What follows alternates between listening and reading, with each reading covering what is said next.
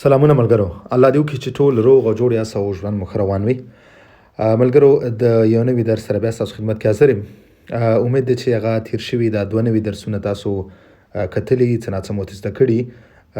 زما تاسو نه دغه غوښتنه چې دغه ویډیوګانې دا د درسي ویډیوګانې ټولو ملګرو سره شریکې کړئ، خاص کر هغه نوي چې راغلي که ملګري تر څو ټول ژبه زده کړي.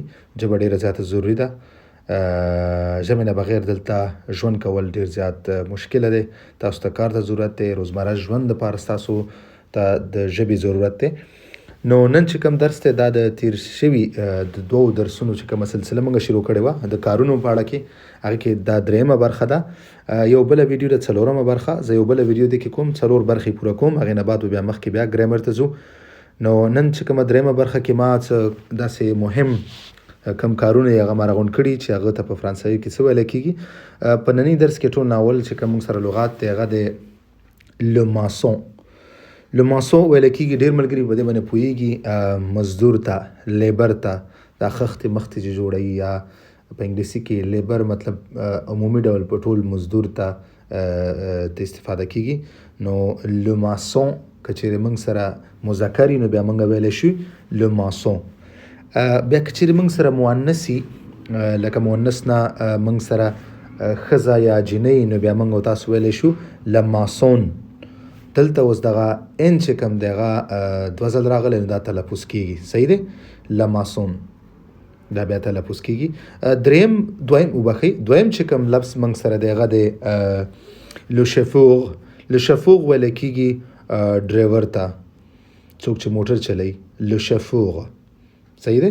که چېرې موږ سره ښځه یي، فیمیل یي، مؤنث یي، نو بیا موږ څه ویلی کېږو؟ لشفوز. لشفوز. دریم چې موږ سره کوم لغات دی هغه هم ډریور ته ویلی کېږي. دا 2 ما ځکه مختلف راوله چې دواړو نه استفاده کېږي. تاسو دواړه کتلی شئ، دواړه مطلب تاسو زده کوئ. که چېرې موږ سره مذکر یو ډریور یي نو موږ ویلی شو لکندکتور. لو کندکتور وبخئ، لو کندکتور، لو کندکتور، لو کندکتور د بوس، خاص کر د بس ډریور او دې دپاره ډېر زیات کندکتور نه استفاده کېږي. لو کندکتور. که چېرې موږ سره ښځه مثال د بس ډریور یي نو بیا موږ ویلی شو لکندکتورس. لکندکتورس. صحیح دی؟ لکندکتورس. بیا موږ سره دې نه علاوه 4م چې کوم لفظ دی هغه دی لو شیف. شیف تاسو ټول په معنا پوهېږئ. که چېرې موږ سره مذکر یي نو موږ شیف ویلی کېږو. که چېرې موږ سره مؤنث یي بیا هم لشیف ویلی کېږي. ولې سپیلنګ کې لږ تغیرات راځي. تاسو سپیلنګ دواړه لیدلی شئ، لو شیف، لشیف. صحیح دی؟ موږ سره 5م چې کوم لفظ دی هغه دی لو کوزینیې. لو کوزینیې ویلی کېږي، کوزینې ویلی کېږي څوک چې پخلی کوي، کوک چې کوم موږ ورته انګلیسي کې وایو. لو کوزینې. که چېرې موږ سره مذکر یي، میل یي موږ سره. که چېرې موږ سره بیا مؤنث یي بیا موږ ویلی شو، یعنې ښځه موږ سره کوک یي نو بیا موږ ویلی شو لا کوزینیر. لا کوزینیر. صحیح دی؟ دې نه علاوه موږ سره چې 6م کوم لفظ دی هغه دی لو فارمیسیا.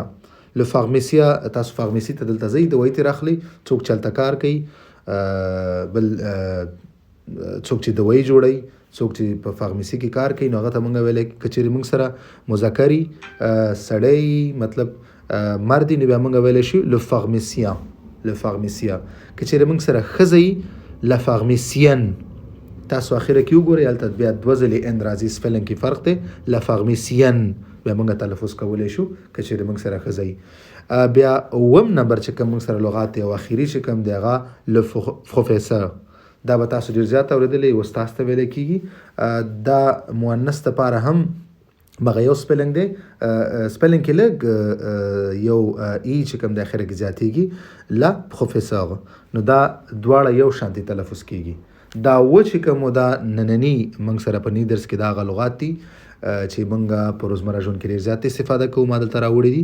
زه یو ځلې بیا تاسو تکراروم چې تاسو یې صحیح تلفظ زده کوئ. لو ماسون. لو ماسون. لا ماسون. ښځې دپاره لا ماسون. بیا موږ سره 2م دی لو شفوغ. لو شفوغ. که چېرې موږ سره مذکر یي، مؤنث دپاره لشفوز. لشفوز. بیا دریم چې موږ سره کوم دی هغه دی که چیرې موږ سره مذکري لو کندکتور. لو کندکتور. که چیرې موږ سره ښځه ډریوره بیا موږ ویلی شو لا کندکتورس. لا کندکتورس. بل موږ سره دی څلورم لو شیف. لا شیف.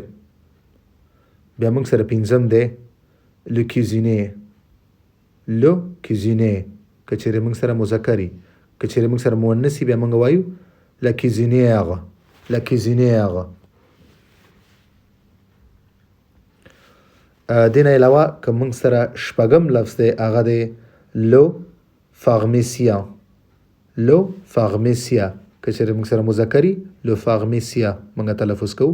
که چیرې موږ سره مؤنثي لا فارمیسین. لا فارمیسین. اخرنی چې کوم لفظ دی هغه موږ سره لو پروفیسور. لا پروفیسور. دواړو دپاره یو رقم تلفظ دی ولې سپیلنګ کې لږ فرق دی. نو دا چې کوم مهم لغاتو دا زموږ اوننی درس دریمه برخه چې کوم کارونو لپاره کوم موږ لغات استعمالو د دې اخري څلورمه برخه بل راتلونکی درس دی. هغې نه بعد بیرته بیا موږ څه ګرامر ته ستنېږو. لږ لږ به ورسره دغسې لغات هم راوړو ورسره څه ناڅه به د لیکلو نه راوړو څه ناڅه به ورسره نور د ګرامر نه راوړو. نو داسې مکس درسونه به راوړو چې تر څو تاسو لغات هم زده کوئ ګرامر د جملې ساخت هم زده کوئ.